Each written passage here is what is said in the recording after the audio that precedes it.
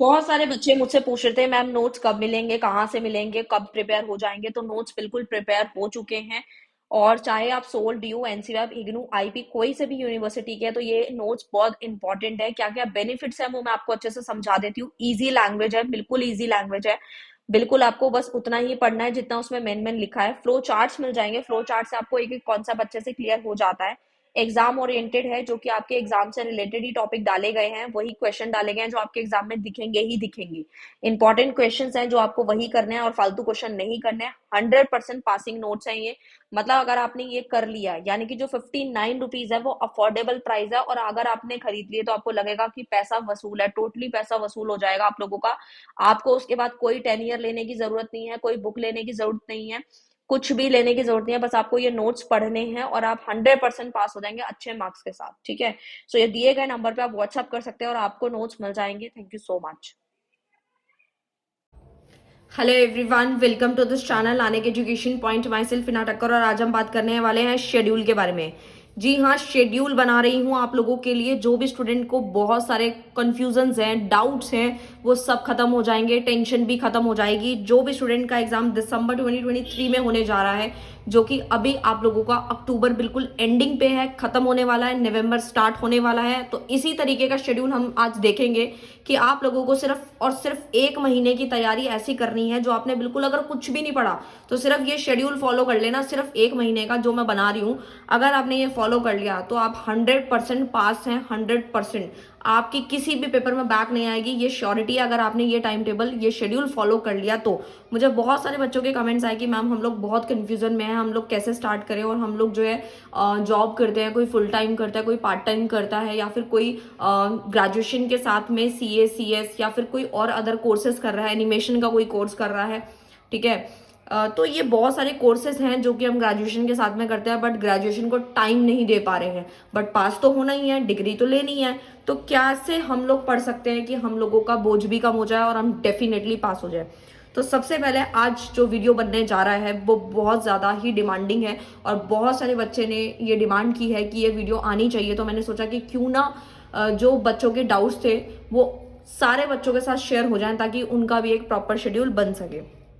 तो सबसे पहले बात करूंगी मैं दिल्ली यूनिवर्सिटी के जो भी स्टूडेंट हैं, जो कि सोल से हैं, एनसी वेब से है। पहले मैं इन लोगों का शेड्यूल बनाऊंगी, ठीक है, जिनके पेपर दिसंबर में कंडक्ट हो रहे हैं। और उसके बाद मैं इग्नू वाले स्टूडेंट का बताऊंगी इसी वीडियो के अंदर। तो बिल्कुल बने रहना, वीडियो को बिल्कुल एंड तक देखना है। हर एक वीडियो बहुत ज़्यादा काम की होती है, स्किप नहीं करना। तो चलो स्टार्ट करते हैं। सबसे पहले मैं बात करूंगी Delhi university SOL NC web के स्टूडेंट्स के शेड्यूल के बारे में, राइट। तो ये जो वीडियो है बेसिकली इसीलिए बनाया जा रहा है ताकि आपका कन्फ्यूजन खत्म हो। आओ फटाफट स्टार्ट करते हैं। स्टार्ट हम लोग कुछ इस तरीके से करेंगे कि अभी आज जो डेट है वो है 30th नवंबर, सॉरी 30th अक्टूबर है, जिसमें 31st अक्टूबर भी आएगा। 2 दिन आपको क्या करना है, ये जो 2 दिन बचे हुए हैं इसमें आपको करना क्या है। तो 2 दिन में आपको जो भी आपका इंपॉर्टेंट वर्क है, इंपॉर्टेंट वर्क, जो भी आपका इंपॉर्टेंट काम है, आपको कहीं घूमने जाने का मन है या कहीं भी आपको फ्रेंड्स के साथ टाइम बिताना है, कुछ भी करना है, तो आप ये 2 दिन के अंदर इस काम को प्लीज निपटा लो। क्योंकि मैंने जो शेड्यूल जो बनाने जा रही हूँ वो 1 नवंबर से चालू हो जाएगा। क्योंकि 2 दिन में आपके जो भी इंपॉर्टेंट फैमिली का कुछ काम है, अपना कुछ काम है, जो भी है, तो आप प्लीज इसको फटाफट से निपटा लीजिए। और उसके बाद हम स्टार्ट करते हैं 1 नवंबर से किस तरीके से शेड्यूल फॉलो होना है। तो मुझे स्टूडेंट ने टेंटेटिव डेट शीट जो है वो शेयर करी थी, तो मैं उसके अकॉर्डिंग बता रही हूँ। बाकी जो सब्जेक्ट्स होंगे उसको हम आगे पीछे कर सकते हैं, या फिर अब जरूरी नहीं है यही फॉलो करें। बट हाँ, अगर इस तरीके से फॉलो करेंगे तो डेफिनेटली हर एक चीज अच्छे से हो जाएगी, राइट। तो सबसे पहले अगर मैं बात करूँ 1 नवंबर से, अगर मैं स्टार्ट करती हूँ तो 1st से लेके 5th तक आपको इंग्लिश फ्लुएंसी करनी है, ठीक है। इंग्लिश फ्लुएंसी जो सब्जेक्ट है उसको करना है, उसकी वीडियोस अपलोडेड है। इंपॉर्टेंट क्वेश्चंस कर लेना, सारे चैप्टर की समरी देख लेना, जो भी उसमें दिया हुआ है बस वो कर लेना, एक बार गो थ्रू कर लेना बहुत अच्छे से। तो ये मैं बता दूं कि मैंने जो ये शेड्यूल बनाया है 1 नवंबर से लेके 5th नवंबर तक का, इसमें 2 चीज़ें आती हैं। पहले मैं आपको वो डाउट क्लियर कर देती हूँ, उसके बाद टाइमिंग आप अपने अकॉर्डिंग सेट कर सकते हैं, ठीक है।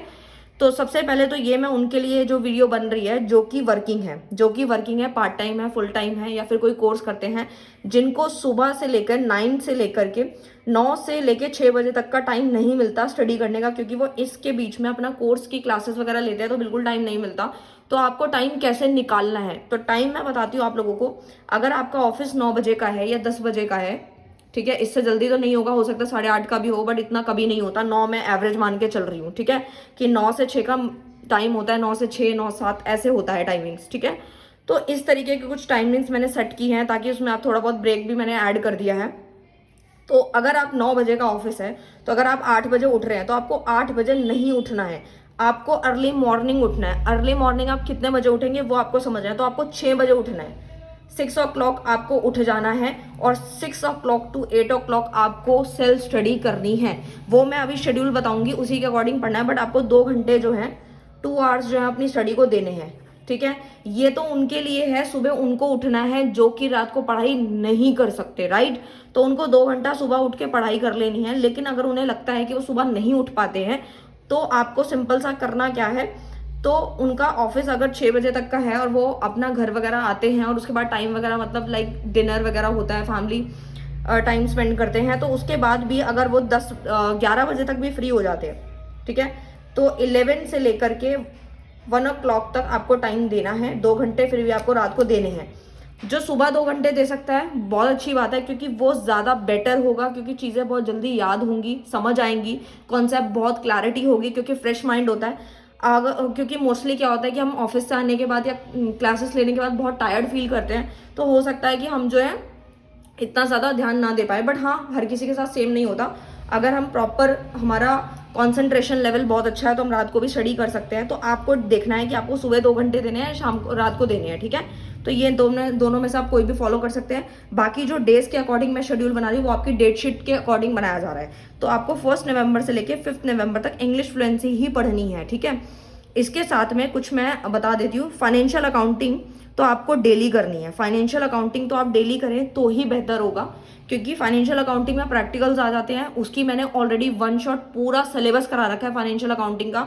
आपको फाइनेंशियल अकाउंटिंग को भी टाइम देना है और इंग्लिश फ्लुएंसी को भी टाइम देना है। मतलब अगर आपको 2 घंटे आप पढ़ रहे हैं, क्योंकि अकाउंट्स में टाइम थोड़ा ज़्यादा लगता है, अगर आप आधा घंटा भी इंग्लिश फ्लुएंसी को दे दें तो भी सफिशिएंट रहेगा, ठीक है। आधा घंटा इंग्लिश फ्लुएंसी को दे दें, और बाकी के जो टाइम बचेगा 1.5 घंटे का, वो आपको फाइनेंशियल अकाउंटिंग पे ही देना है। फॉर्मेट्स वगैरह, फॉर्मुलेज, ये सब देखना है, ठीक है। उसके बाद अगर मैं बात करूँ 5 नवंबर से लेकर के 9 नवंबर तक आपको बिजनेस ऑर्गेनाइजेशन करनी है। बिजनेस ऑर्गेनाइजेशन, इसकी भी इंपॉर्टेंट क्वेश्चंस, हर चीज़ अपलोडेड है, और धीरे धीरे करके मैं हर एक सिलेबस का हर एक यूनिट कवर करने की कोशिश कर रही हूँ, ताकि आपके एग्जाम तक वन शॉट इसका भी आ जाए। नहीं तो ऑलरेडी वीडियोस अपलोडेड है, आप वो भी देख सकते हैं, इंपॉर्टेंट क्वेश्चंस भी कर सकते हैं, राइट। अगर आप ज़्यादा मार्क्स लेना नहीं चाहते, सिर्फ डिग्री लेना चाहते हो, तो आप इंपॉर्टेंट क्वेश्चंस कर सकते हैं, दैट्स इट। तो 5 से लेकर 9 नवंबर तक आपको फाइनेंशियल अकाउंटिंग तो करनी है, साथ में आपको बिजनेस ऑर्गेनाइजेशन का पूरा सिलेबस खत्म करना है। जी हाँ, पूरा का पूरा सिलेबस। इससे आपकी पूरी बुक ऑल ओवर खत्म हो जाएगी, और 1 नवंबर से लेकर 5 नवंबर तक आपको इंग्लिश फ्लुएंसी पूरी खत्म करनी है। उसके बाद आपको टाइम नहीं मिलेगा, ठीक है। तो आपको इस तरीके से करना है। जब आपका दिसंबर में एग्जाम कंडक्ट होगा, ठीक है, दिसंबर में जब आपका एग्जाम होगा, तब आप उसको बाद में गो थ्रू कर लेंगे, लेकिन आपकी साइड से ये पूरा कवर हो चुका होगा। और ऐसे ही बिजनेस ऑर्गेनाइजेशन भी खत्म हो चुका होगा। उसके बाद आपको 9 तारीख से लेकर के 13 तारीख तक नवंबर आपको क्या कवर करना है, तो आपको उसमें बिजनेस लॉ खत्म करनी है। बिजनेस लॉ की पूरी किताब खत्म करनी है। जितने भी यूनिट है ये भी ऑलरेडी करवा रखे हैं, इंपॉर्टेंट क्वेश्चन देख लेना, सफिशिएंट रहेगा। साथ में फाइनेंशियल अकाउंटिंग लेके चलना ही चलना है, ठीक है। तो ये साथ में चला सकते हो।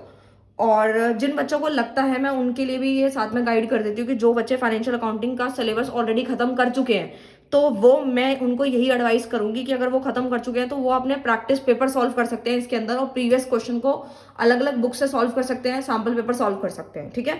बट अगर उन्हें लगता है कि उनकी वो भी प्रिपरेशन हो रखी है, मतलब लाइक जो कोई कोर्स नहीं कर रहे हैं, उन्होंने अगर फाइनेंशियल अकाउंटिंग की तैयारी बहुत अच्छे से कर ली है, सारा सिलेबस कर लिया है, तो वो बिजनेस लॉ पे या जो उनका वीक सब्जेक्ट है उन पे वो टाइम दे सकते हैं अपने शेड्यूल के अकॉर्डिंग, राइट। उसके बाद 13 तक बता दिया मैंने। फिर आपको 13 टू लेकर के 20 तक आपको फाइनेंशियल अकाउंटिंग देखना है, ठीक है।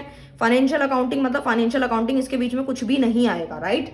तो यानी फाइनेंशियल अकाउंटिंग इतने दिन से चल रहा था, लेकिन फाइनेंशियल अकाउंटिंग का मतलब ही यही है कि जब 13 से लेकर 20 तारीख तक आपका सिलेबस चलेगा तो आपको सिर्फ और सिर्फ फाइनेंशियल अकाउंटिंग पे ही ध्यान देना है और वो वाले चैप्टर्स उठाने हैं जो आपको डिफिकल्ट लगते हैं। जो भी आपको डिफिकल्ट लगते हैं वो आप करेंगे तो आपका पूरा जो टाइम है यूटिलाइज हो जाएगा, राइट। उसके बाद अगर मैं बात करूं 20 से लेकर 22 तक आपको ईवीएस करना है। ईवीएस के इंपॉर्टेंट क्वेश्चन समरी सब कुछ अपलोडेड है। आपको 2 दिन के अंदर अंदर पूरी एवीएस की बुक खत्म करनी है, राइट। और उसके बाद तो आपको पता ही फाइनेंशियल अकाउंटिंग का पूरी तैयारी हो जाएगी। तो उसके बाद आप देख सकते हैं अगर आपके पास टाइम बचता है तो आप फाइनेंशियल अकाउंटिंग कर सकते हो, अदरवाइज आप सिर्फ ईवीएस पे ध्यान देना, क्योंकि 2 दिन में आपको पूरी किताब खत्म करनी ही करनी है किसी भी हालत में, ठीक है। उसके बाद अगर मैं नेक्स्ट की बात करूं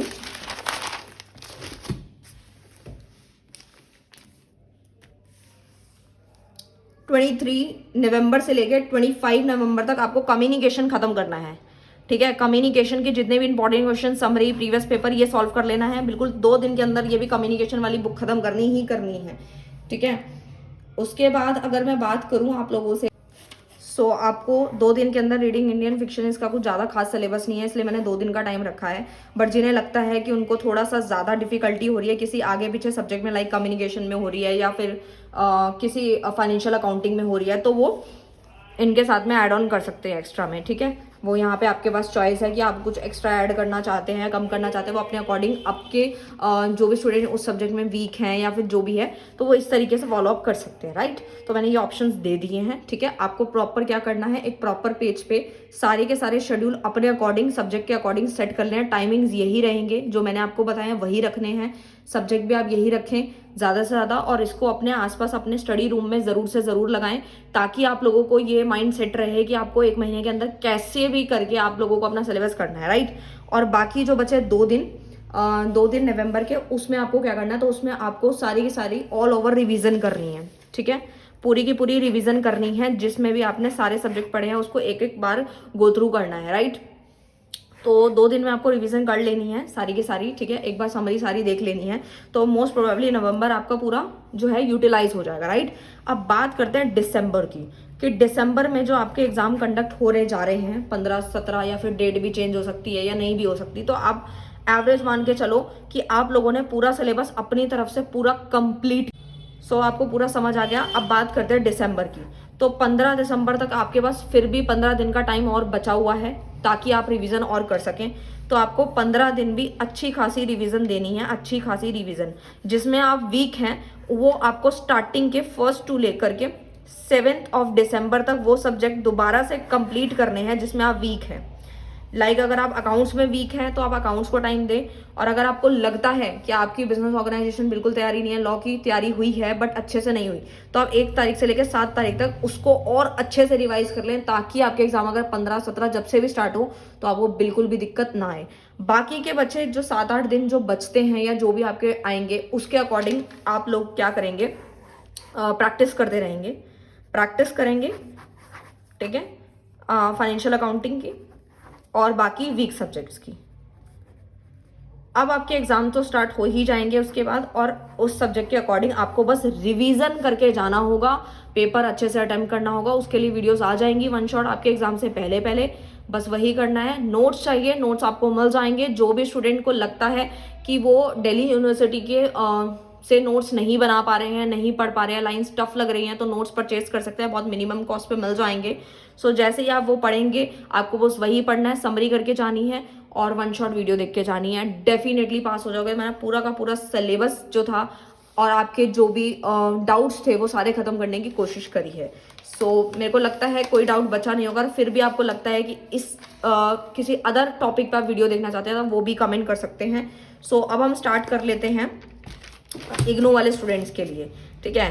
तो जो इग्नू के स्टूडेंट हैं या फिर किसी अदर यूनिवर्सिटी के हैं, जिनको लगता है कि उनका पेपर जो है दिसंबर में ईयरली बेस होने जा रहा है, ये सेमेस्टर वाइज होने जा रहे हैं, जिनकी बैक आई हुई है और री आई हुई है, वो पेपर देने जा रहे हैं, तो वो किस तरीके से अपनी एग्जाम्स की तैयारी स्टार्ट कर सकते हैं, राइट। तो इग्नू वाले स्टूडेंट के जो सब्जेक्ट हैं वो टोटल 8 हैं, जबकि ड्यू के स्टूडेंट के जो सब्जेक्ट थे वो 7 थे टोटल।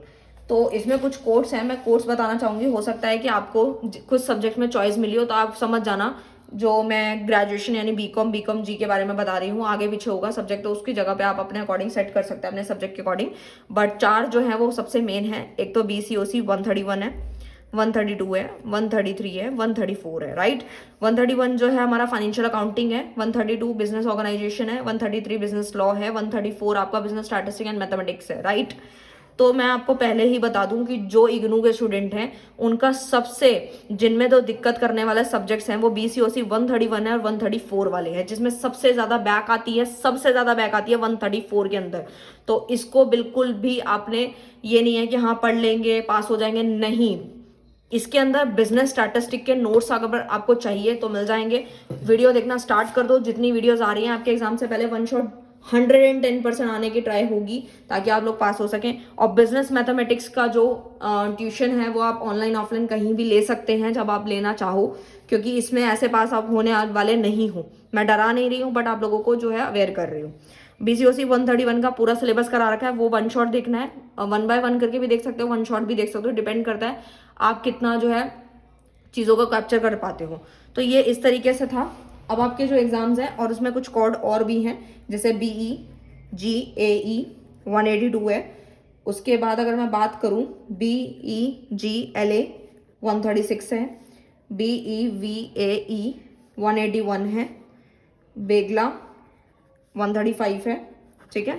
तो 4 ये हो गए, 4 ये हो गए, टोटल 8 आपके सब्जेक्ट हैं जो कि आपके दिसंबर में होने जा रहे हैं, जिन्होंने जून में नहीं दिया था या वो देने जा रहे हैं, ठीक है। ये जो भी है टोटल 8 है। तो इस 8 वाले सब्जेक्ट को किस तरीके से पढ़ाई करनी है ताकि आप लोगों के जो CA वाले बच्चे हैं, CS या जो भी आप एनिमेशन 3D ग्राफिक जो भी कर रहे हैं, तो उनके साथ में आपको कैसे टाइम देना है, क्योंकि क्लासेस होती हैं तो मुझे भी पता है कि आप लोगों को टाइम बिल्कुल नहीं मिलता होगा, आप थक जाते होगे चीज़ों को लेकर, और लेकिन ग्रेजुएशन करनी है। सो किस तरीके से तैयारी हो सके आप लोगों की। तो दिसंबर, फिर से मैं बोलूँगी, दिसंबर का हम टारगेट अगर लेके चलते हैं कि अगर आप 15 दिसंबर से आपके एग्जाम कंडक्ट होने जा रहे हैं, सो किस तरीके से, अगर आप लोगों के 15 दिसंबर से एग्जाम स्टार्ट है या फिर 1 तारीख से स्टार्ट है या 18 दिसंबर में कोई सी भी डेट से स्टार्ट है, तो मेरा टारगेट सिर्फ और सिर्फ नवंबर ही है, जिसमें आपको 2 दिन, सिर्फ 2 दिन आपके जो इंपॉर्टेंट वर्क है उनको प्लीज खत्म कर लीजिए, जो कि आज और कल का है। कोई भी इंपॉर्टेंट काम है, घूमना है, फिरना है, कोई भी घर का काम करना है, कहीं भी है, दिवाली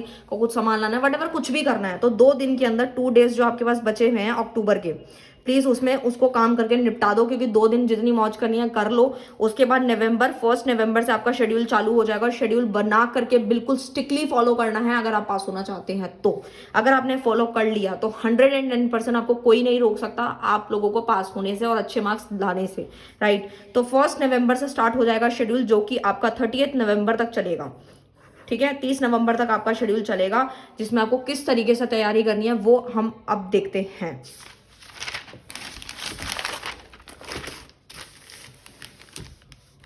तो सबसे पहले जो मॉर्निंग वाले स्टूडेंट्स हैं, यानी कि जो सुबह उठ के मॉर्निंग में टाइम देना चाहते हैं, मॉर्निंग शेड्यूल, तो मॉर्निंग शेड्यूल में अगर आप लोग 5 o'clock उठ सकते हैं, ठीक है, 5 o'clock टू आप स्टडी कर सकते हैं 8 o'clock, ठीक है।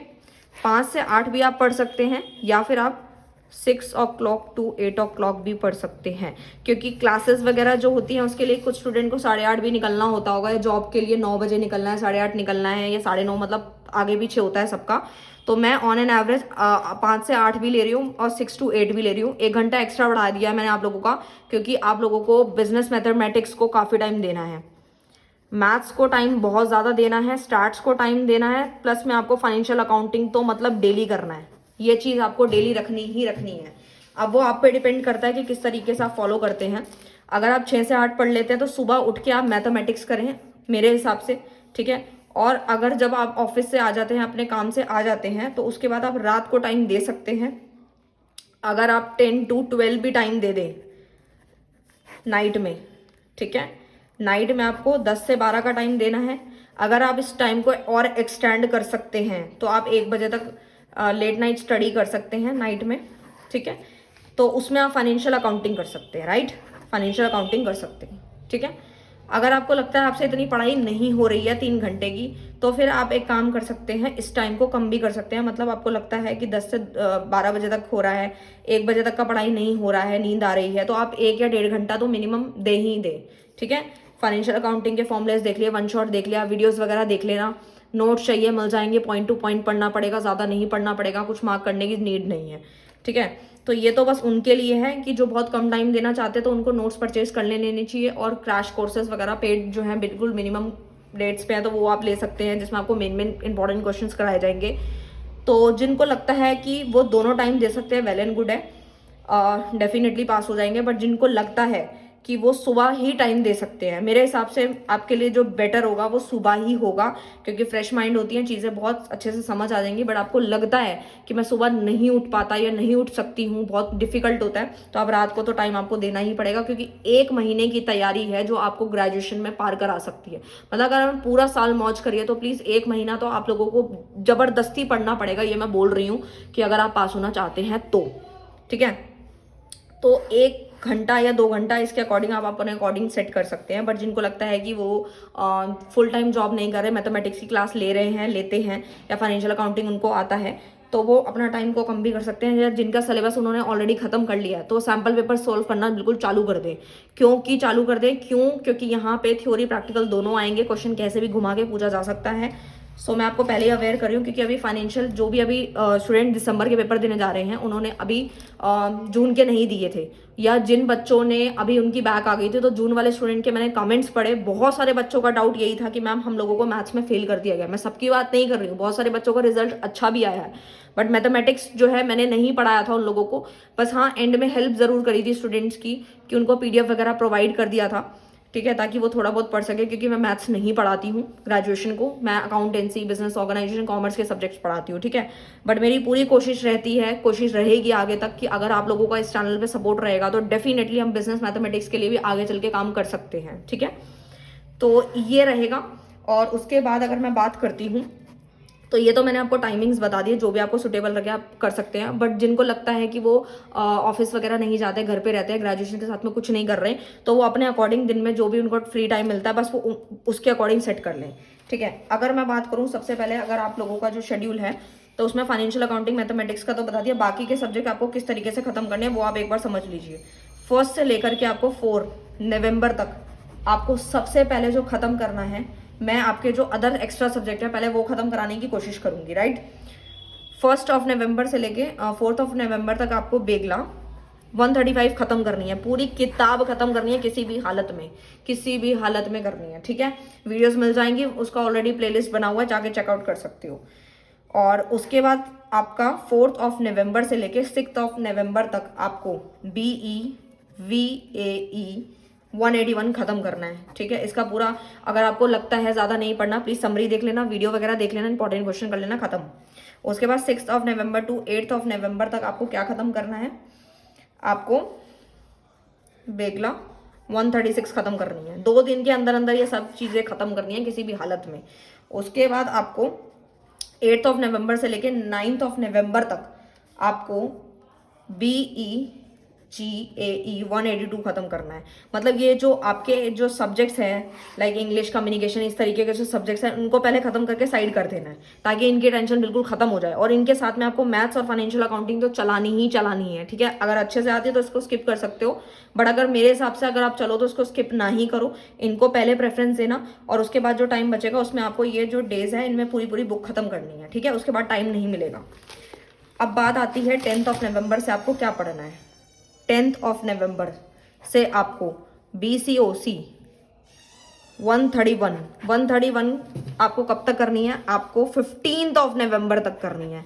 मतलब उसमें सिर्फ और सिर्फ आपकी फाइनेंशियल अकाउंटिंग ही चलेगी। प्रीवियस पेपर करो और वो चैप्टर्स करो जिसमें आप लगता है कि आपकी दिक्कतें आ रही हैं ज़्यादा, और सैम्पल पेपर सॉल्व कीजिएगा। उसके बाद 15 नवंबर से लेके आपको 18 नवंबर तक आपको BCOC 132 खत्म करना है। इसका पूरा प्लेलिस्ट बना हुआ है, इंपॉर्टेंट क्वेश्चन चेकआउट कर लेना, बस वही आएंगे। और एग्जाम से पहले एक और कई वीडियोस आएंगी जो कि दिसंबर वाले स्टूडेंट 2023 के लिए इंपॉर्टेंट रहने वाली है, राइट।